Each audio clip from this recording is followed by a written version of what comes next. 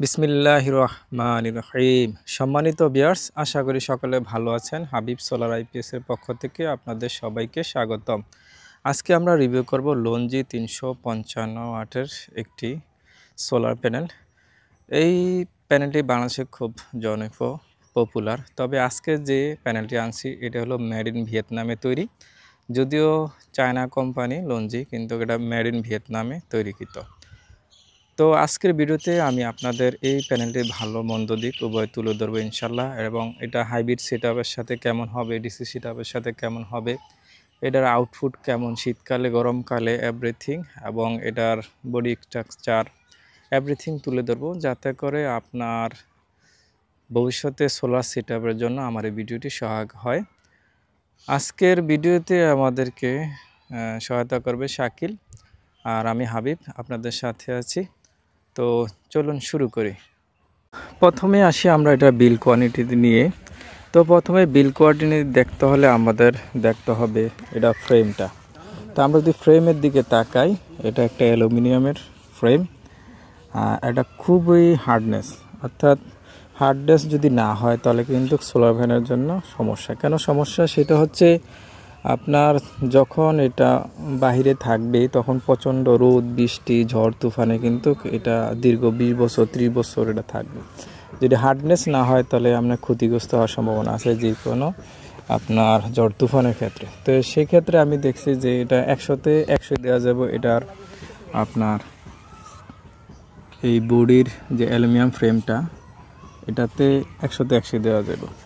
তারপর যদি আমরা আসি এটার গ্লাসের দিকে, আমরা গ্লাসটা হলো আপনার টেম্পার করা গ্লাস। টেম্পার করা গ্লাসে সাধারণত আপনার কোনো জিনিস যদি ভারী জিনিস পড়ে তাহলে সেক্ষেত্রে এক জায়গায় যদি পড়ে তাহলে পুরো গ্লাসটি ভাঙবে, তবে এটা কাজ করবে মোটামুটি। আর টেম্পার করা যদি গ্লাস না হয় তাহলে এক জায়গায় ভাঙলে এটা ভাঙে অর্ধেক ফুরে যাবে। তো সেক্ষেত্রে টেম্পার কাজ ভালো কাজ করে। আমরা যদি তৃতীয় ধাপে দেখি যে এটা সেলগুলো, তো মোটামুটি সেলগুলোর শার্পনেস আর এটার সেলগুলোর কানেকশন এভরিথিং সব কিছু মোটামুটি ভালো। অন্তত আপনারা যারা ভিডিওটি দেখতেছেন তারাও খেয়াল করে দেখতে পারেন যে এটা কানেকশনগুলো, সেলের বারগুলো খুবই ভালো। আর এটার ভিতরে, গ্লাসের ভিতরে যে জিনিসটা পাবেন সেটা হলো আপনার এটার বারকোড। তো আপনাদেরকে আমি দেখিয়ে দেবো আজকের ভিডিওতে বারকোডের মাধ্যমে কেমনে আপনারা এটা অথেন্টিসিটি যাচাই করতে পারবেন।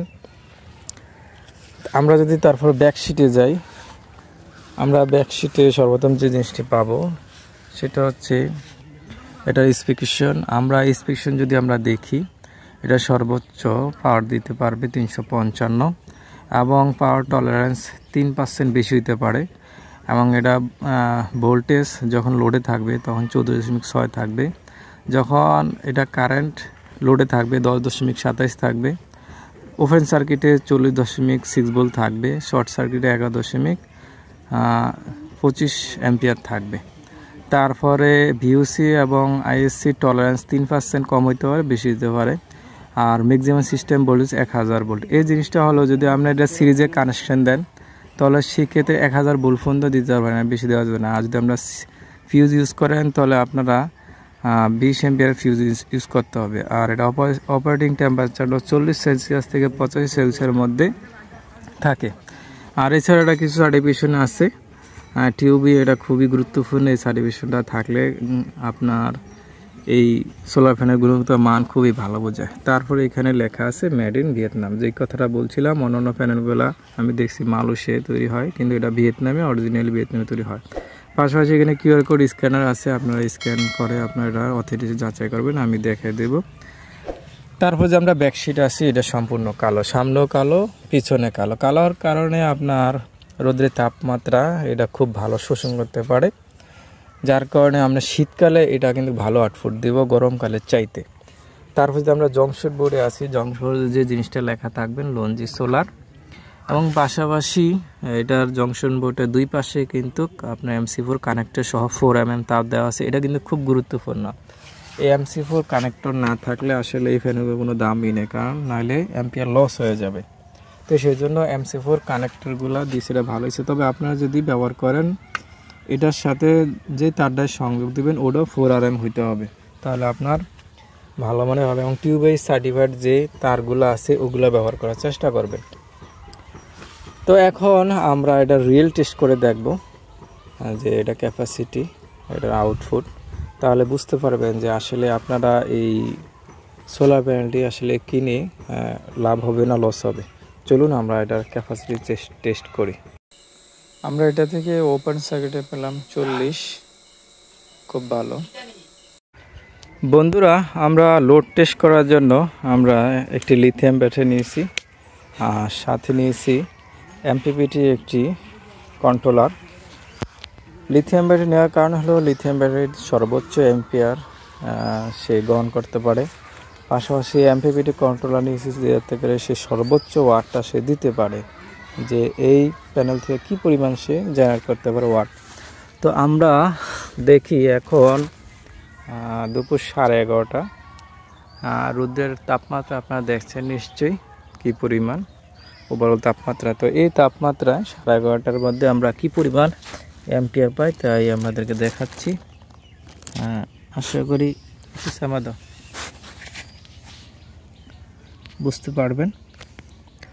আমরা এম্পিয়ার পাচ্ছি 19.41, আমরা ভোল্টেজ 14.27, যেহেতু এটা 12 ভোল্টের ব্যাটারি সেই জন্য এম্পিয়ার 19.20।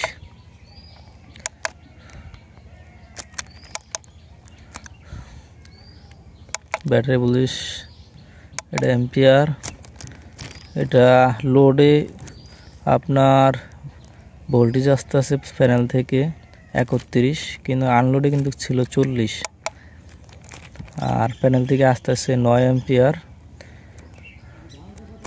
আর এমপিপিটি এটারে 12 ভোল্টের কারণে কনভার্ট করে এটা 19 এম্পিয়ার নিয়ে গেছে।